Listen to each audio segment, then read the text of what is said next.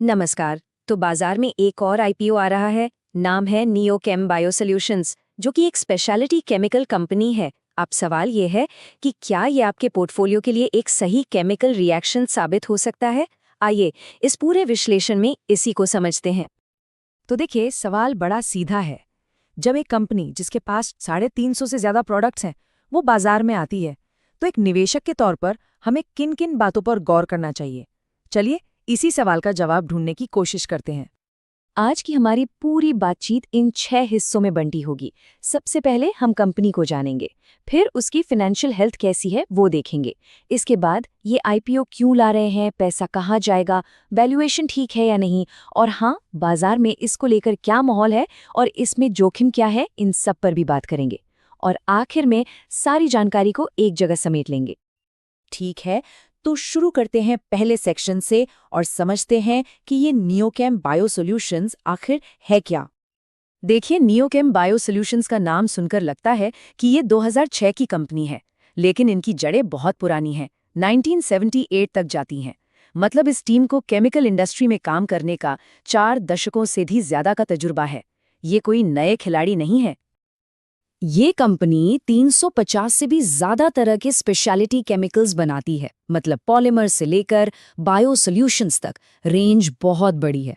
लेकिन यहाँ एक बहुत दिलचस्प बात है, इनके ज्यादातर प्रोडक्ट्स एक ही इंडस्ट्री में इस्तेमाल होते हैं, और वो है टेक्सटाइल और गारमेंट इंडस्ट्री।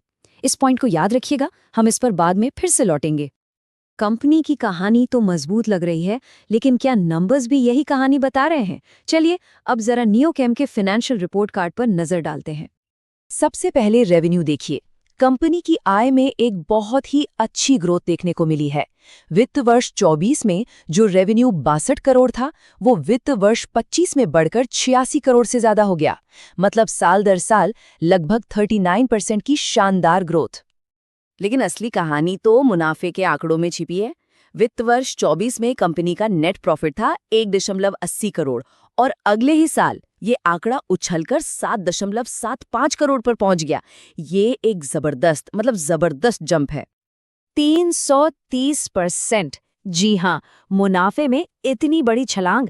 ये सिर्फ ग्रोथ नहीं है, ये इस बात का संकेत है कि कंपनी अब शायद ज्यादा मार्जिन वाले प्रोडक्ट्स पर फोकस कर रही है, और निवेशकों के लिए ये एक बहुत बहुत बड़ा पॉजिटिव साइन होता है।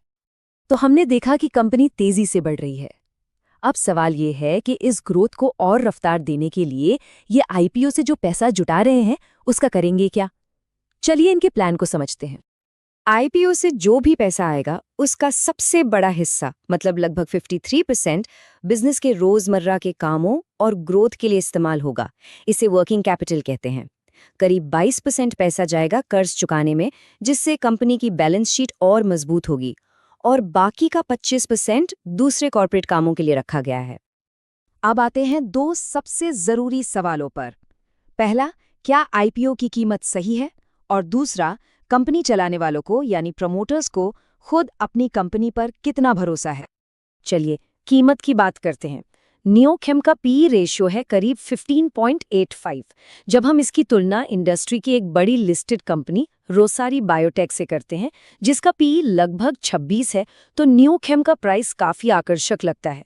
लेकिन यहाँ एक जरूरी बात है, ये एक एसएमई आईपीओ है। इसका मतलब है कि ये एक छोटी कंपनी है, और छोटी कंपनियों के आईपीओज में आमतौर पर रिस्क और उतार चढ़ाव दोनों ही बड़ी कंपनियों से ज्यादा होते हैं। अब देखिए प्रमोटर्स का अपनी कंपनी पर भरोसा। आईपीओ से पहले उनके पास 91% से ज्यादा की हिस्सेदारी थी, और आईपीओ के बाद भी वो कंपनी का एक बहुत बड़ा हिस्सा लगभग 66.7% अपने पास ही रख रहे हैं। देखिए सीधी सी बात है, जब कंपनी के मालिक ही अपनी हिस्सेदारी बेचने को तैयार ना हो, तो ये बाहर के निवेशकों के लिए एक बहुत मजबूत और पॉजिटिव सिग्नल होता है।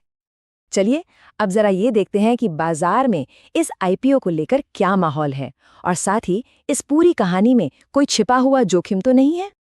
आगे बढ़ने से पहले ग्रे मार्केट प्रीमियम या जीएमपी क्या होता है, ये समझ लेते हैं। ये एक तरह का अनऑफिशियल इंडिकेटर है जो ये बताता है कि लिस्टिंग से पहले आईपीओ शेयरों की डिमांड कैसी है। इससे लिस्टिंग के दिन कितना फायदा हो सकता है, इसका एक मोटा मोटा अंदाजा मिलता है। अभी के हिसाब से इसका जीएमपी करीब 6 रुपये प्रति शेयर चल रहा है। इसका मतलब है कि लगभग 5.25 के लिस्टिंग गेन की उम्मीद की जा रही है। लेकिन एक बात साफ साफ समझ लीजिए, जीएमपी रोज बदलता है और ये किसी भी तरह की गारंटी नहीं होता। इतने सारे पॉजिटिव पॉइंट्स के बीच एक बड़ा सवाल ये उठता है कि फिर इसमें सबसे बड़ा जोखिम क्या है? और वो सबसे बड़ा जोखिम है ये। कंपनी की लगभग 77% कमाई सिर्फ एक ही इंडस्ट्री से होती है, टेक्सटाइल। अब आप खुद सोचिए, अगर किसी वजह से टेक्सटाइल सेक्टर में कोई बड़ी मंदी आती है तो इसका सीधा और बहुत बड़ा असर इस कंपनी के बिजनेस पर पड़ेगा। इसे कहते हैं कॉन्सेंट्रेशन रिस्क, जो यहाँ पर काफी ज्यादा है। तो चलिए अब इस पूरे विश्लेषण को समेटते हैं और सारी जरूरी जानकारी को एक जगह एक साथ देख लेते हैं। तो अगर इस आईपीओ में रुचि है तो ये तारीखें और आंकड़े ध्यान में रख लीजिए। इशू 2 दिसंबर को खुल रहा है और 4 दिसंबर को बंद होगा। प्राइस बैंड 93 से 98 रुपए के बीच तय किया गया है। याद रखिए, ये एक एसएमई आईपीओ है, तो इसमें आपको कम से कम 1200 शेयरों का एक लॉट खरीदना होगा। कुल मिलाकर कंपनी करीब 45 करोड़ रुपए जुटाने की कोशिश कर रही है। और आखिर में एक सबसे जरूरी बात, ये सिर्फ जानकारी के लिए एक विश्लेषण था। इसे किसी भी तरह की निवेश की सलाह न समझें। कोई भी फैसला लेने से पहले अपनी रिसर्च करना बेहद जरूरी है, क्योंकि पैसा आपका है तो आखिरी फैसला भी आपका ही होना चाहिए। अब सवाल बस यही है कि क्या नियोकेम का जबरदस्त मुनाफा और वाजिब वैल्यूएशन उसके एक ही सेक्टर पर निर्भरता के बड़े जोखिम पर भारी पड़ता है? इस पर विचार जरूर कीजिएगा।